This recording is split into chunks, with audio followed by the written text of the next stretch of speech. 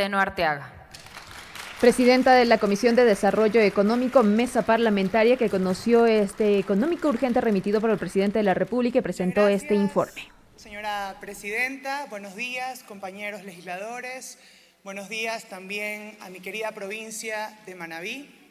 Hoy quiero empezar este discurso invitándoles a pensar en nuestras familias ecuatorianas, en esas familias que muchas veces viven bajo la zozobra del crimen y de la inseguridad. Quiero invitarles a pensar y reflexionar en nuestros comerciantes, en nuestros jóvenes, que no pueden ni trabajar ni estudiar por miedo a los secuestros, a las extorsiones y a las vacunas. Pero también quiero invitarles a pensar en nuestros héroes nacionales, en nuestra Policía Nacional y en nuestras Fuerzas Armadas, quienes cuidan de nuestras vidas en la primera línea de combate y muchas veces en desventaja, quienes se despiden de sus familias en la mañana y no saben si volverán a casa. Lamentablemente, el crimen organizado se ha infiltrado en nuestras instituciones, en nuestras ciudades, en nuestros barrios, en nuestras economías, y nos ha vulnerado nuestro derecho más básico de vivir en paz. Y es por eso que no estamos ante simples delincuentes. Estamos ante estructuras organizadas, armadas, transnacionales y despiadadas, que pretenden arrebatarle al Estado el control de su territorio. Pero más grave aún, pretenden arrebatarle al Estado su juventud. Porque sí, los jóvenes son los primeros reclutados, son los más expuestos y muchas veces son los más olvidados. Por eso hoy con orgullo traigo al Pleno de la Asamblea Nacional este primer informe de la primera ley económica urgente presentada por nuestro presidente Daniel Noboa Sin, quien ha demostrado con firmeza y con hechos que su principal prioridad es fortalecer la respuesta del Estado frente al crimen organizado.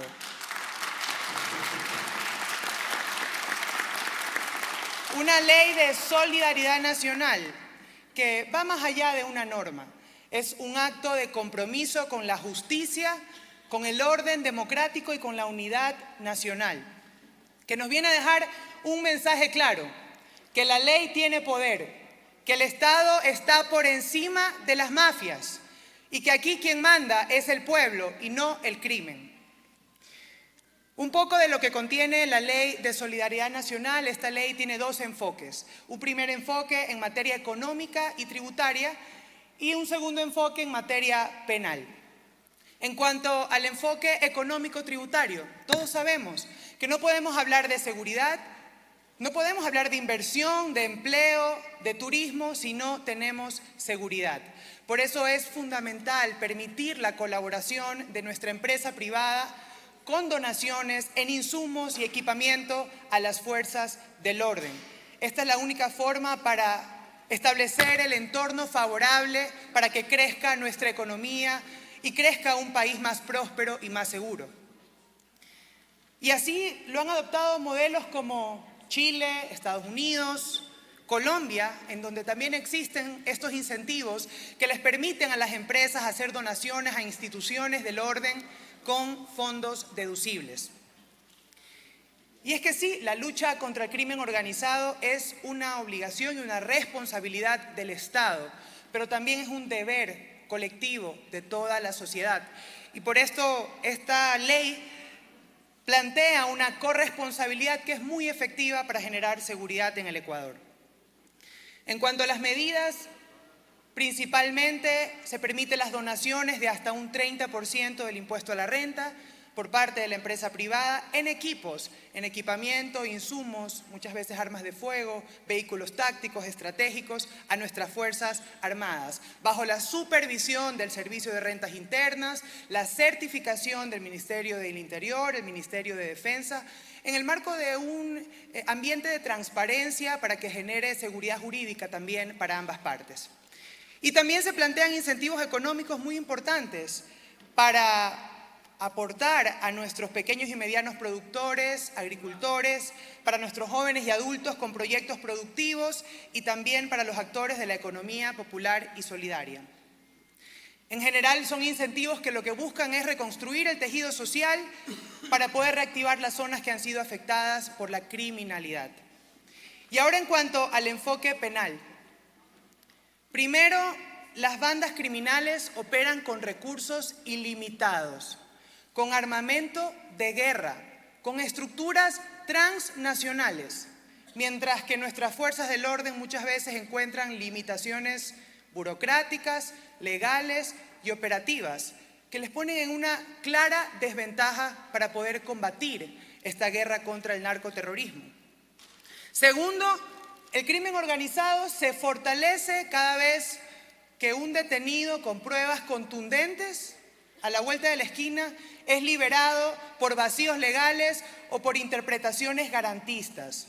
Nunca más un país en el que los delincuentes entran por una puerta y salen por la otra. Necesitamos de un sistema que respalde la lucha contra el crimen organizado y a nuestras fuerzas del orden. Y tercero, nosotros tenemos un marco penal y procesal que fue pensado para proteger los derechos de los ciudadanos en un entorno de normalidad.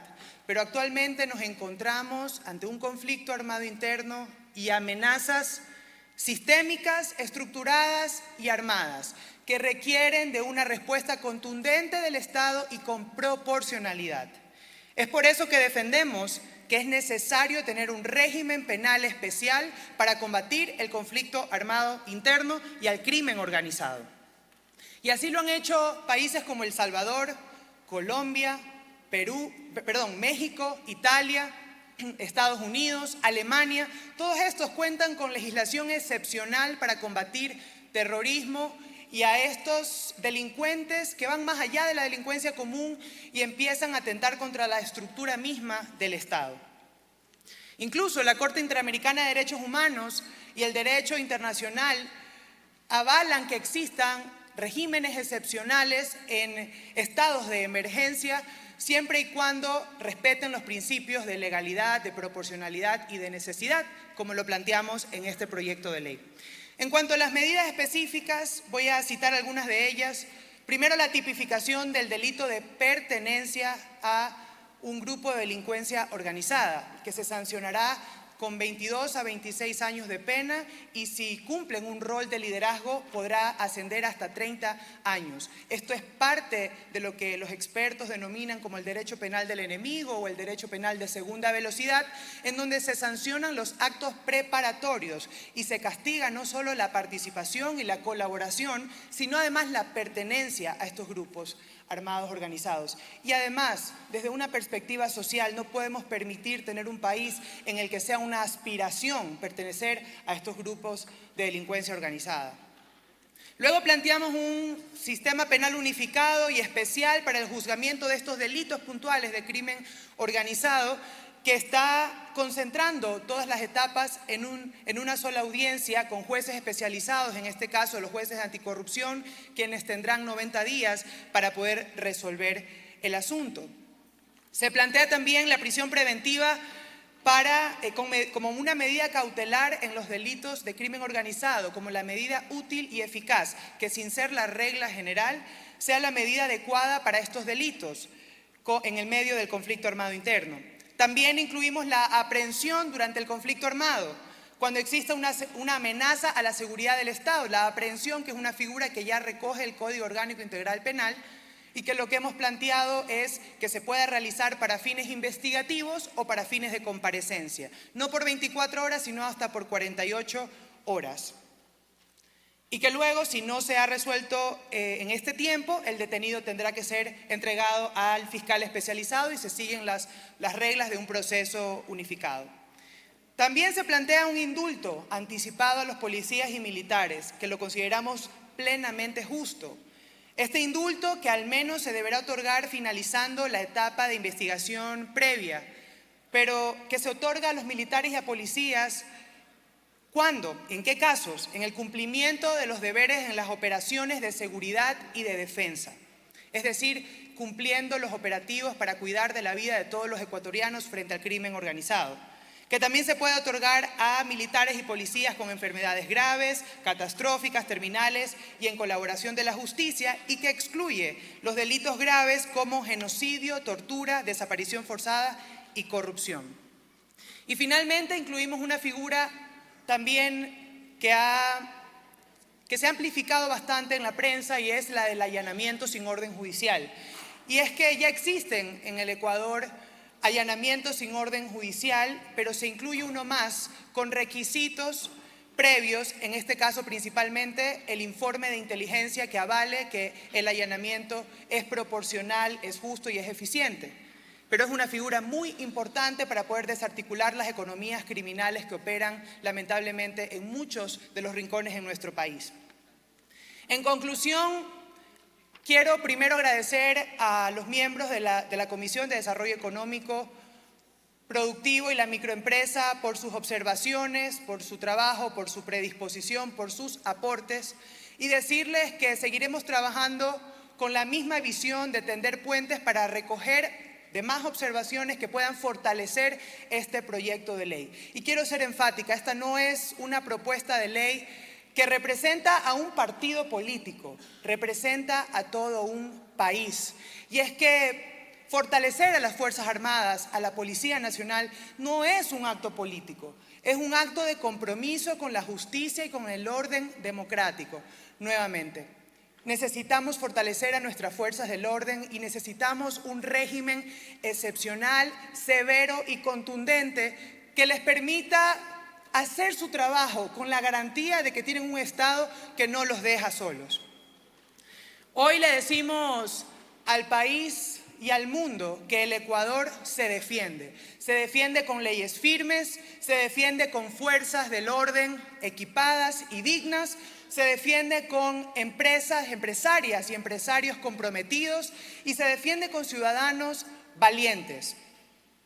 Esta no es una ley que busca dividir, es una ley que busca unirnos contra el enemigo en común.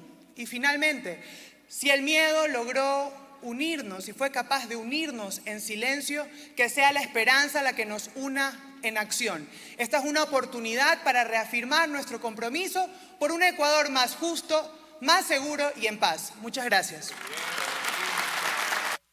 Escuchamos ahí la intervención de la asambleísta Valentina Centeno,